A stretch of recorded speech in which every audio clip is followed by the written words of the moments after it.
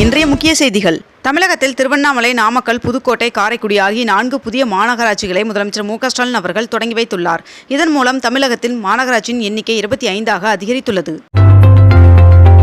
கேரள வயநாடு நிலச்சரிவில் பாதிக்கப்பட்டோரின் கடன்களை தள்ளுபடி செய்து கேரள வங்கி உத்தரவிட்டுள்ளது. சுதந்திர தினத்தை ஒட்டி வருகின்ற ஆகஸ்ட் 14 மற்றும் 15 ஆகிய 2 நாட்களுக்கு முதலமைச்சரின் இல்லம் முதல் தலைமை செயலகம் வரை செல்லும் வழித்தடங்கள் சிவப்பு மண்டலமாக அறிவிக்கப்பட்டு ட்ரோன் மற்றும் ஏர் பலூன் உள்ளிட்டவை பறக்க தடை விதிக்கப்பட்டுள்ளது. பழனியில் தமிழ்நாடு மின் வாரியம் சார்பில் இன்று மின் பயனீட்டாளர்கள் குறைதீர் முகாம் நடைபெற உள்ளது. கோவையில் பிரம்மாண்டமான கிரிக்கெட் ஸ்டேடியம் அமைக்கப்பட உள்ளது. அதற்கான மாதிரி புகைப்படங்கள் வெளியாகி உள்ளது. நீலகிரி, கோவை ஆகிய மாவட்டங்களில் இன்றும் நாளையும் கனமழை பெய்ய வாய்ப்புள்ளதாக வானிலை மையம் தெரிவித்துள்ளது. உச்சநீதிமன்றத்தில் முன்னாள் அமைச்சர் செந்தில் பாலாஜி அவர்களின் ஜாமீன் வழக்கின் தீர்ப்பை தேதி குறிப்பிடாமல் ஒத்திவைக்கப்பட்டுள்ளது.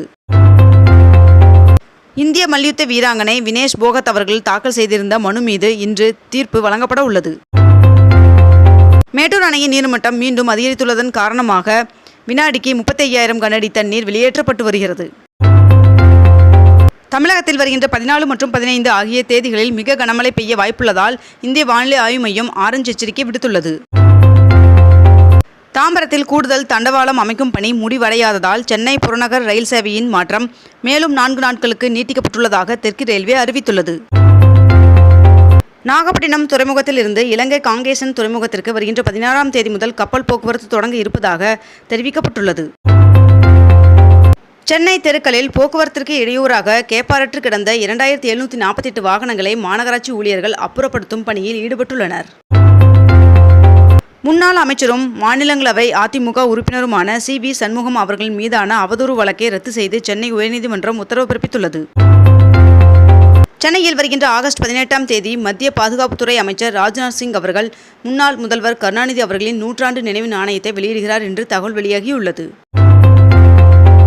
நாட்டின் 78வது சுதந்திர தினத்தை முன்னிட்டு வருகின்ற ஆகஸ்ட் 15ஆம் தேதி முதலமைச்சர் மு.க.ஸ்டாலின் அவர்கள் புனித ஜார்ஜ் கோட்டை கொத்தளத்தில் தேசிய கொடியை ஏற்றி வைத்து தகைசால் தமிழ் விருது உள்ளிட்ட விருதுகளை வழங்குகிறார். இலங்கை கடற்படையினரால் கைது செய்யப்பட்டுள்ள தமிழக மீனவர்களை விடுவிக்க நடவடிக்கை எடுக்க வேண்டும் என்று முதலமைச்சர் மு.க.ஸ்டாலின் அவர்கள் மத்திய வெளியுறவுத்துறை அமைச்சருக்கு கடிதம் எழுதியுள்ளார். கேரள மாநிலத்தில் நேரில் ஆய்வு மேற்கொண்ட பிரதமர் நரேந்திர மோடி அவர்கள் மறுவாழ்விற்கு தேவையான அனைத்து உதவிகளையும் மத்திய அரசு செய்து கொடுக்கும் என்று உறுதியளித்துள்ளார் என்று தகவல் வெளியாகியுள்ளது. புதுதில்லியில் உள்ள இந்திய வேளாண் ஆராய்ச்சி நிறுவனத்தில் அதிக மகசூல், பருவநிலையை தாக்குப்பிடிக்கும் மற்றும் உயிரி செறிவூட்டப்பட்ட 109 பயிர் ரகங்களை பிரதமர் நரேந்திர மோடி அவர்கள் வெளியிட்டார்.